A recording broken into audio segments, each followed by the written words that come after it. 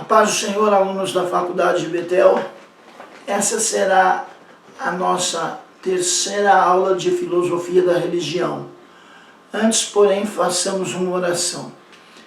Pai, em nome de Jesus Cristo, seu amado Filho, que é poderoso e fiel, em cuja presença nos encontramos nessa tarde, nós te pedimos perdão pelos nossos pecados, pelos nossos maus pensamentos, as nossas más palavras e as nossas más atitudes. E pedimos, Senhor, a Tua presença nessa aula, a fim de que possamos aprender, ó Deus, e guardar no nosso coração para servir a Ti melhor. É o que nós pedimos e já te agradecemos, em nome de Jesus Cristo. Amém. Filosofia da Religião, terceira aula.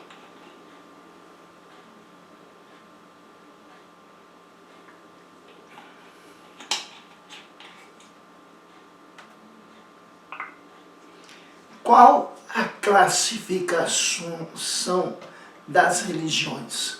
É possível classificar as religiões? Se isso é possível, qual seria essa classificação? Nós temos como objetivos nesta aula rever brevemente o que é religião, discorrer acerca da classificação das religiões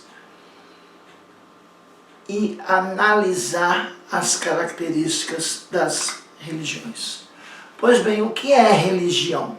Religião, do latim religio, significa religar, apertar, atar, com referência a laços que unam o homem à divindade.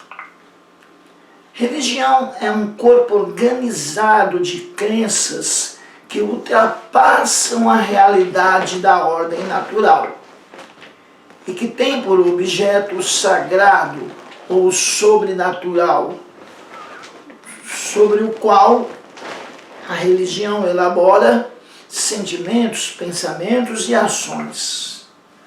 Pois bem, a classificação das religiões.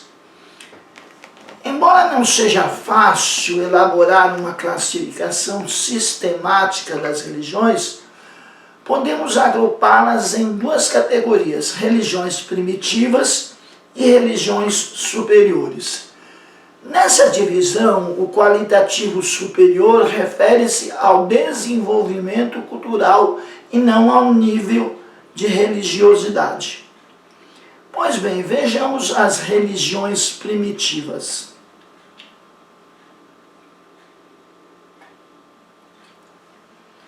A importância do culto aos antepassados levou filósofos e historiadores como Evêmero, no século IV a.C., a considerá-la a origem da religião. Pois bem, no século IV a.C., historiadores e filósofos, temos como exemplo um homem chamado Evêmero.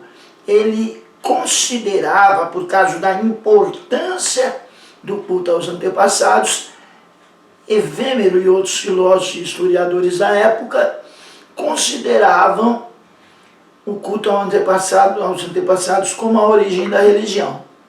As sepulturas do período paleolítico corroboram, fortalecem essa opinião, pois comprovam já haver, naquele período, a crença numa vida depois da morte e no poder ou na influência dos antepassados sobre a vida cotidiana do clã.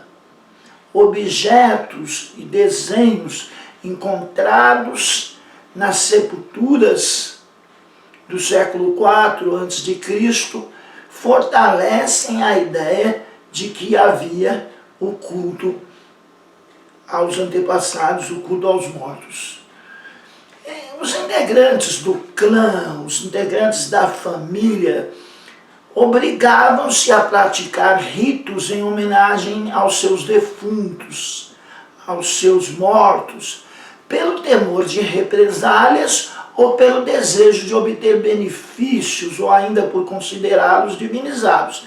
Então veja bem, os motivos pelos quais o clã oferecia ritos em homenagens aos seus mortos, por temor de represálias, por achar que eles poderiam beneficiá-los em alguma coisa e por considerá-los divinizados depois da morte. No século XIX, já agora da era cristã, os estudos realizados pelo antropólogo britânico Edward Brunett Taylor, mais conhecido como Taylor, deram origem ao conceito de animismo. Deram origem ao conceito de animismo nos estudos de Taylor, aplicado desde então a todas as religiões primitivas. Desde o século XIX, a partir dos estudos realizados pelo antropólogo Taylor, o conceito de animismo passou a ser aplicado em todas as religiões primitivas. Taylor sustentou que o homem primitivo, a partir da sua experiência, do sonho e do fenômeno da respiração, concebeu, pensou na existência de uma alma ou um princípio imaterial que habitava todos os seres dotados de movimento e vida. O temor diante dos fenômenos naturais, segundo Taylor, ou a necessidade de obter seus benefícios, impeliu o homem primitivo a render-lhes veneração e culto. O animismo é a crença de que tudo tem uma alma ou espírito. Uma ânima, em latim. Inclusive os animais, as plantas, as rochas, as montanhas, os rios e estrelas. Os animistas acreditam que cada ânima é um espírito poderoso que pode ajudar ou prejudicá-los e devem ser adorados, temidos ou de alguma forma reconhecidos. Daí os rituais, daí o culto de adoração. As religiões animistas usam a magia, feitiços, encantamentos, superstições, amuletos, talismãs ou qualquer coisa que acredite que vai ajudar a protegê-los contra os maus espíritos e agradar os bons espíritos. Temos também o fetichismo e o totismo. Podem ser considerados variantes do animismo. O fetichismo e o totismo podem ser considerados variantes do animismo. O fetichismo refere-se à denominação que os portugueses deram à religião dos negros da África Ocidental e que se ampliou até confundir-se com o que era chamado animismo. Consiste o fetichismo e o totismo na veneração a objetos os quais se atribuem poderes sobrenaturais ou que são possuídos por um espírito. Ou têm poderes sobrenaturais ou são possuídos por um espírito. Mais que uma religião, o totismo seria um sistema de crenças e práticas culturais que estabelece relação especial entre um indivíduo ou um grupo de indivíduos e animais. Então, o totismo ele é muito ligado à adoração a animais. Às vezes também um vegetal, um fenômeno natural ou algum objeto material ao qual se rende algum tipo de culto e respeito e em relação ao qual se estabeleceram determinadas proibições, como o uso como alimento. Um animal venerado, adorado, um animal objeto de culto do totismo, ele não pode servir como alimento. Pois bem, o fetichismo, culto de objetos que se supõem representarem entidades espirituais e possuírem poderes de magia. Esse fetichismo animista, muito comum em algumas religiões primitivas da África e de crenças afro-americanas, do Caribe, da América do Sul, representa a aceitação de uma manifestação primária do sobrenatural no natural. Pois bem, tal manifestação tem um caráter de presença que exige reverência, exige respeito, exige adoração, gratidão, oferendas e tem também um caráter ativo. De forma que o objeto representante da divindade pode intervir na natureza para conceder graças ou bens e também para administrar castigos e vinganças. Em cultos como o voodoo, que agregou elementos litúrgicos muito distintos, mas sobretudo católicos, o culto voodoo trouxe elementos católicos para dentro do seu culto. As crenças fetichistas, porque o voodoo é uma crença fetichista, se transferiam também para esses elementos e dotaram-nos de poderes mágicos. Então falamos um pouco, é uma fala introdutória, a que se aprofundar mais a questão das religiões primitivas, isto posto, falaremos um pouco acerca das religiões superiores.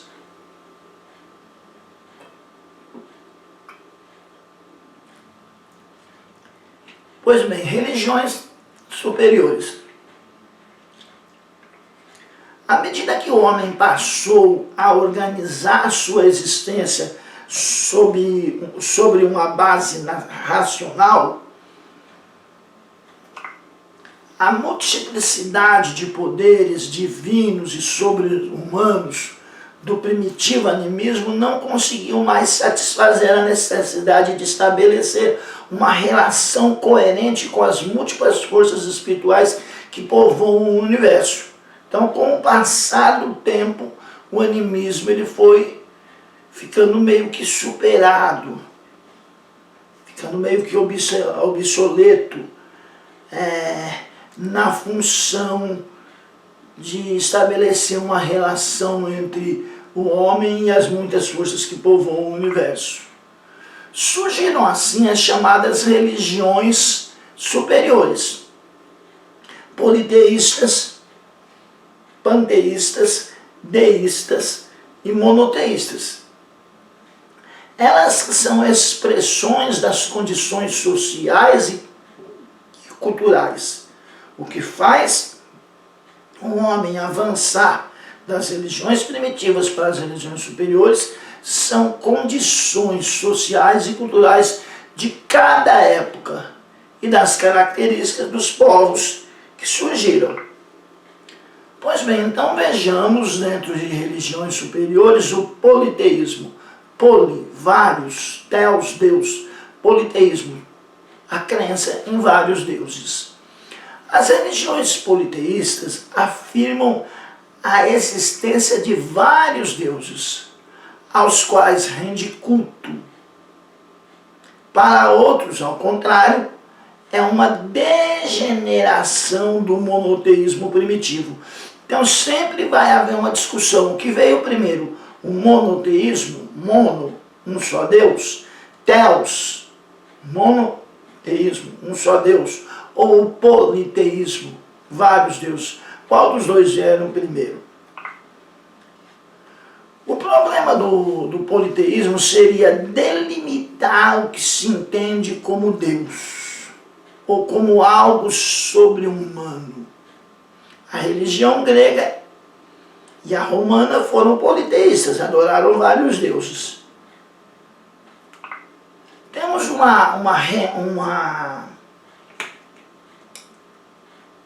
variação do politeísmo, que é o enoteísmo. O enoteísmo é quando se adota vários deuses, mas dentre eles se tem um Deus maior.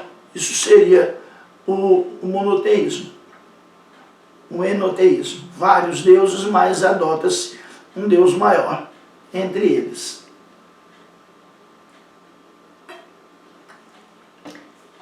Durante parte da sua história, Israel praticou uma espécie de enoteísmo. Eles adoravam os deuses de Canaã, mas tinham Yahvé como Deus principal. Isso não deixa de ser uma espécie de enoteísmo.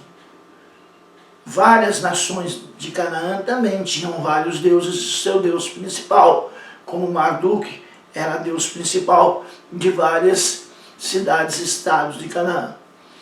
Pois bem, falamos de politeísmo e por inferência falamos também um pouco de enoteísmo. Vejamos o panteísmo. O panteísmo é uma filosofia que, por levar a extremos as noções de absoluto e de infinito, próprias do conceito de Deus, chega a considerá-lo como a única realidade existente e, portanto, a identificá-lo com o mundo. Então veja bem, Deus ele é mesmo absoluto e infinito, mas ele é também imanente.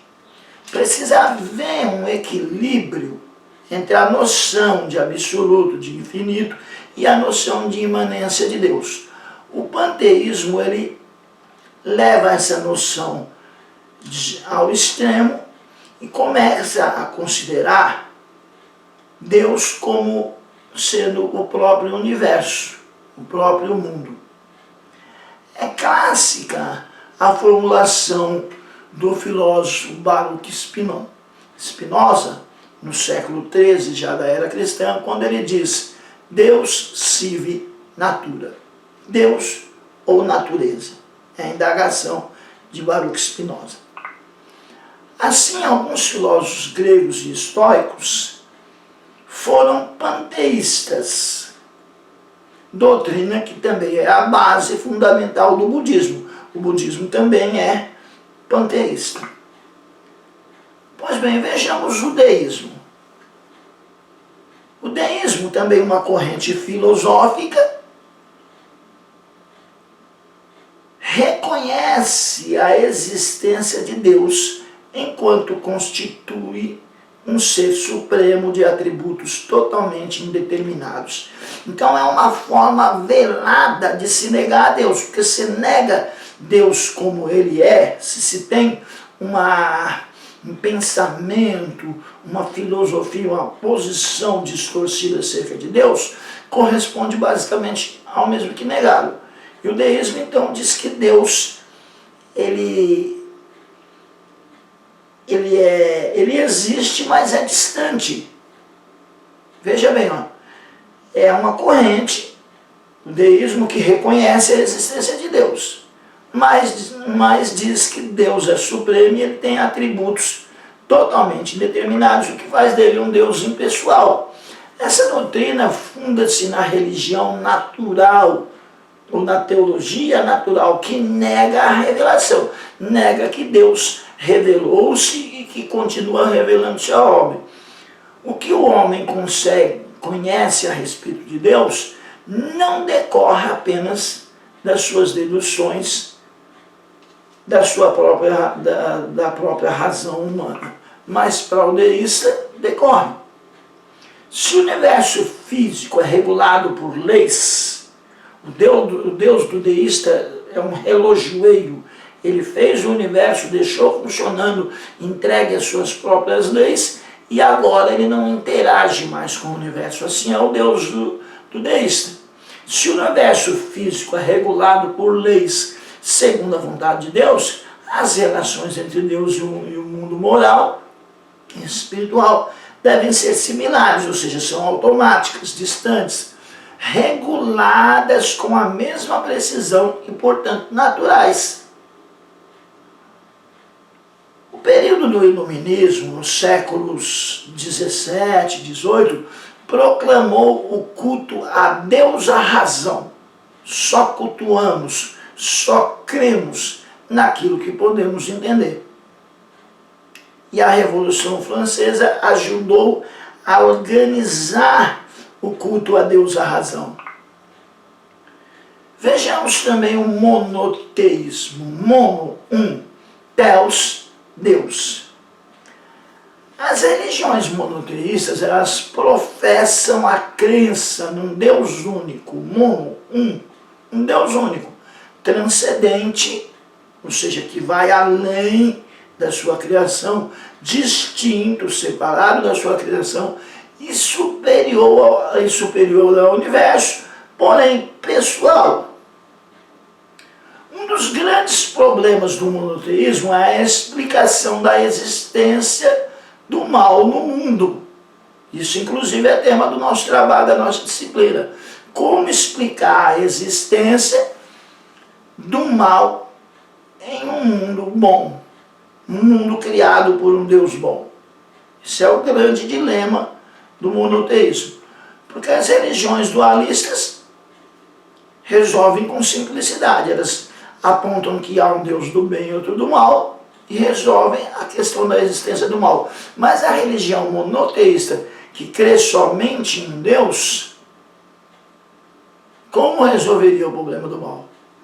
Então vejamos, um dos grandes problemas do monoteísmo é a explicação da existência do mal no mundo, que levou diversas religiões a adotarem um sistema dualista, um sistema de equilíbrio entre bem e mal, como o maniqueísmo, fundado nos princípios supremos do bem e do mal. Santo Agostinho, grande teólogo e filósofo da igreja, antes de ser cristão, foi maniqueísta. Professou a crença na existência de dois reinos, o do bem e o do mal. As grandes religiões monoteístas são o judaísmo, o cristianismo, que professa a existência de um só Deus, apesar de reconhecer o mistério de três pessoas divinas. O judaísmo, o cristianismo, que é uma religião de unitarismo ou de monoteísmo trinitariano, porque apesar de crer em um só Deus, mas acredita que se um só Deus, ele subsiste na pessoa do Pai, do Filho e do Espírito Santo, seria um só Deus e três pessoas. Então, judaísmo, cristianismo e o islamismo são as três grandes religiões monoteístas. Nós estamos chegando ao final da nossa terceira aula. Nessa aula nós procuramos rever o que é religião e vimos que religião vem do latim religio, que de forma bem sucinta diz respeito a religar o homem à divindade. Nós procuramos discorrer acerca das classificações das religiões. Nessas classificações nós vimos religiões primitivas, entre elas os animistas, os fetichistas e o totelismo. E procuramos também ver as chamadas religiões superiores, entre elas o panteísmo, o politeísmo, o monoteísmo. Falamos também um pouco sobre enoteísmo. Então vejamos, falamos sobre panteísmo, falamos sobre politeísmo e aproveitamos o ensejo para fazer menção do enoteísmo. Falamos sobre o monoteísmo, enumeramos as três grandes religiões monoteístas, o judaísmo, o cristianismo e o islamismo. Procuramos deixar claro que o cristianismo é uma religião monoteísta, porém trinitariana, uma religião que crê na trindade, em um só Deus que subsiste em três pessoas, Pai, Filho e Espírito Santo. E assim chegamos ao final da nossa terceira aula de filosofia da religião. Espero que vocês tenham feito um bom proveito da aula. Fica aqui o conselho para que seja lida a nossa apostila, nosso material didático, e que vocês procurem ir aos poucos elaborando o nosso trabalho, não deixando para a última hora. Isto posto, oremos para encerrar a nossa terceira aula de filosofia da religião. Pai, em nome de Jesus Cristo, seu amado Filho, que é poderoso e fiel, em cuja presença nos encontramos nessa tarde, nós lhe somos gratos, ó Pai, pela nossa terceira aula de filosofia da religião. E te pedimos, Pai bendito, que possamos guardar aquilo que aprendemos no nosso coração, Senhor, para servirmos a Ti melhor. É o que nós pedimos e agradecemos em nome de Jesus Cristo. Amém.